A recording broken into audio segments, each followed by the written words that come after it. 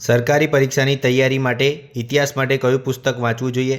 તો મિત્રો, કોઈપણ પરીક્ષામાં પ્રશ્નપત્રો હંમેશા સરકારી સ્ત્રોતમાંથી નીકળતા હોય છે.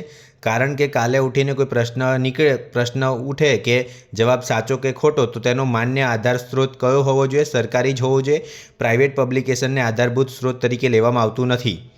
તો ઇતિહાસમાં ધોરણ 11માં તમે જોશો તો આ GCRTની ધોરણ 11ની ઇતિહાસની બુક છે. આ બુકની અંદર તમે જોઈ શકો છો કે કેટલા ચેપ્ટર આપ્યા છે. તો પ્રાચીન ભારતનો ઇતિહાસ જાણવાના સ્ત્રોતો પ્રથમ ચેપ્ટર, બીજું હડપ્પીય સભ્યતા, ત્રીજું વૈદિક ધર્મ સંસ્કૃતિ 1, ચોથું વૈદિક ધર્મ સંસ્કૃતિ 2, પાંચમું છે જૈન ધર્મ અને બૌદ્ધ ધર્મ, છઠ્ઠું છે મહાજનપદો, સાતમું મૌર્ય યુગ, આઠમું ઈસવીસન પૂર્વે 300થી ઈસવીસન 300 દરમિયાન ભારત, નવમું ગુપ્તકાલીન ભારત, 10મું ગુપ્ત હર્ષવર્ધનકાલીન સમાજ અને સંસ્કૃતિ, 11 હર્ષવર્ધન પછીનું ભારતીય સમાજ અને સંસ્કૃતિ, 12મું મધ્યયુગીન ભારત, 13મું ભારતના રાજપૂત રાજ્યો, 14મું દિલ્હી સલ્તનત અને 15મું મુગલ યુગ. તો મિત્રો 15 ચેપ્ટર છે જે મધ્યકાલીન સુધી તમને તૈયારી કરવામાં શ્રેષ્ઠ પુસ્તક નીવડી શકે છે.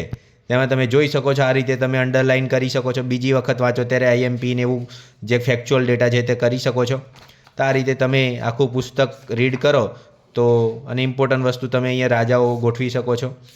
તો આ રીતે તમે રીડિંગ કરો તો અહીંયા બધા જ ટોપિક વાઇઝ આપેલું છે. કલા, સ્થાપત્ય, સ્તૂપ, મતલબ અહીંયા કલ્ચર પણ સારું એવું કવર કરેલું છે આ પુસ્તકની અંદર.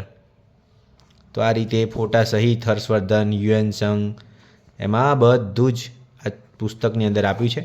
ટોટલી તમે જોશો તો 148 જેટલા કંઈક પેજ છે ટોટલી પુસ્તકના. તો આ 148 પેજ છે અને લગભગ આ પુસ્તકની પ્રાઇસ તમે જોશો તો લગભગ 40-50 રૂપિયાની આજુબાજુમાં આ પુસ્તક મળી રહે છે. તો સૌથી ઇમ્પોર્ટન્ટ પુસ્તક છે, તો આ વાંચવું જોઈએ મિત્રો.